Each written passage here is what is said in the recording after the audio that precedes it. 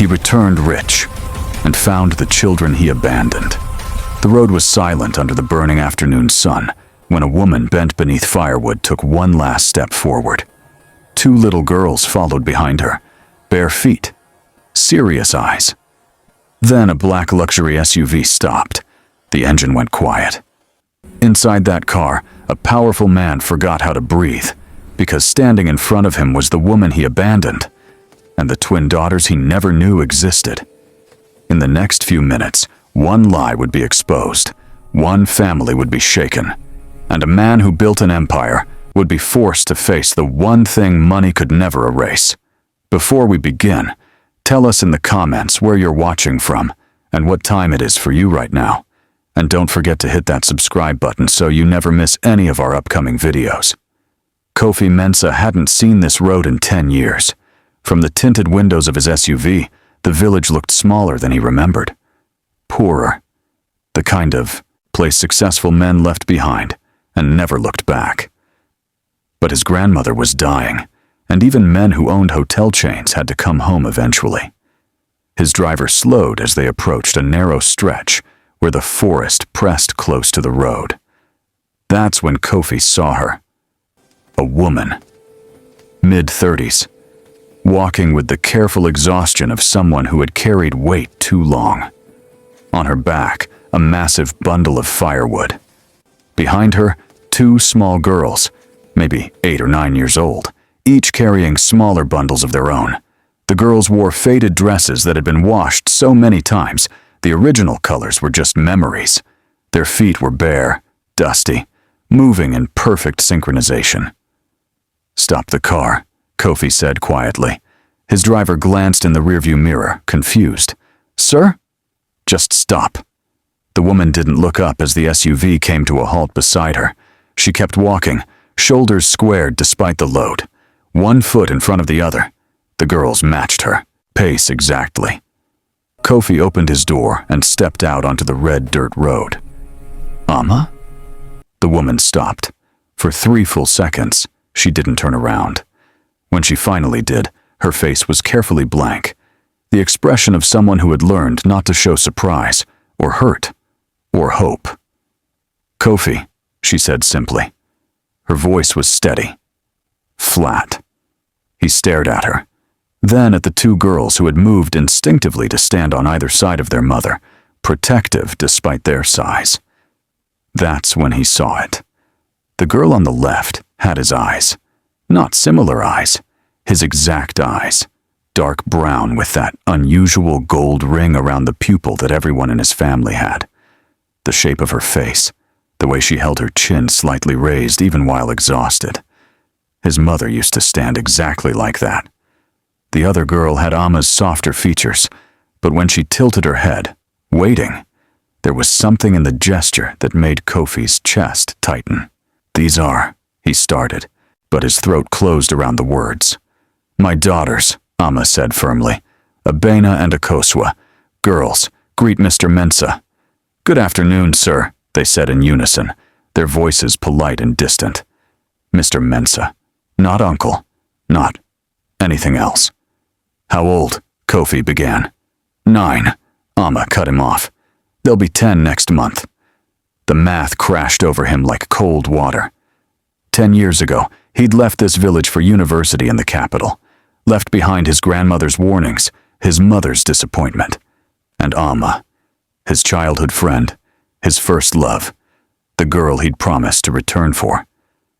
He'd meant to come back, at first, but the city had been intoxicating. New people, new possibilities.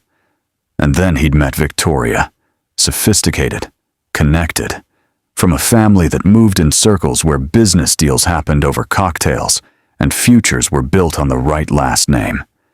He'd told himself Amma would understand. That village love was different from real love, that he'd grown beyond those simple promises made under mango trees. He never called, never wrote. Eventually, he stopped thinking about her at all. "Amma, I never knew." "No," she said quietly. "You didn't know because you never asked. You didn't know Because you disappeared the day after I told you I was pregnant." The words hit him like physical blows. "You told me." His voice came out strangled. "I sent word with your cousin 3 times. Then I stopped trying." She adjusted the firewood on her back. "We need to keep moving. It's a long walk home." "Wait, please. Let me drive you. Let me help carry." "We don't need your help, Mr. Mensah." Abena, the one with his eyes, spoke this time. Her voice was small but fierce. "We've been fine without you." Amma placed a gentle hand on her daughter's shoulder. "Abena." "But it's true, Mama," the other twin said. "You always said we were strong. We don't need anyone's pity." Kofi felt something crack inside his chest. "It's not pity," he said hoarsely. "Please, at least let me drive you home." Amma looked at him for a long moment. In her eyes, he saw no anger, no hope, just a deep, settled weariness that came from years of carrying weight alone. "Fine," she said finally. "It will save the girls' feet." The drive to Amma's compound was less than 10 minutes, but each second felt like an hour. The girl sat in the back seat, silent and watchful. Kofi kept glancing in the rearview mirror, trying to reconcile what he was seeing. These children, his children, looked at him the way people looked at strangers. Polite, cautious, ready to be disappointed. "Where do you live?" he asked Amma. "Same place. My mother's compound. She passed 3 years ago, so it's just us now." "I'm sorry, I didn't know. There's a lot you don't know, Kofi." When they pulled up to the compound, Kofi's stomach turned. The house was barely standing. Patched roof, crumbling walls, a door that hung crooked on broken hinges. The yard was swept clean, and there were attempts at a garden, but poverty pressed in from every direction. This is where his daughters lived, while he'd been building hotels and drinking imported wine. "Thank you for the ride," Amma said, already reaching for the door handle. "Amma, wait! I'm staying at my grandmother's house. Please, let me. Can we talk? Really talk?" She paused. "Your grandmother asked to see me. That's why I was on the road today. I was bringing her medicine from the herbalist. I'll come tomorrow. Bring the girls. They have school. After school then. Please." Amma looked at him with those steady, exhausted eyes. "Why, Kofi? So you can feel better about yourself? So you can throw some money at us and go back to your life in the city?" "No, I just..." stopped. What did he want? "I need to understand. I need to know them. You had 9 years to need that." She got out of the car. The girls followed, moving like small soldiers. Abena turned back once, her gold-ringed eyes meeting his through the window. Then they disappeared into the house, and Kofi sat in his expensive car in front of their crumbling home, feeling like the poorest man in the world. What Kofi didn't know, what he couldn't have known, was that inside that house, Abena turned to her mother with tears streaming down her face. "Is he really our father?" Amma knelt down, gathering both girls into her arms. "Yes, my loves." "Why didn't he come before?" Akosua whispered. And Amma, who had spent 9 years protecting her daughters from this exact question, finally had to face it herself. "I don't know, baby. I don't know." But someone else had been watching that encounter on the road. Someone who had followed Kofi from the city, suspicious and furious. Victoria, his fiancée, sat in her own car 50 meters back, her perfectly manicured nails digging into the leather steering wheel. She'd seen everything. The woman. The children.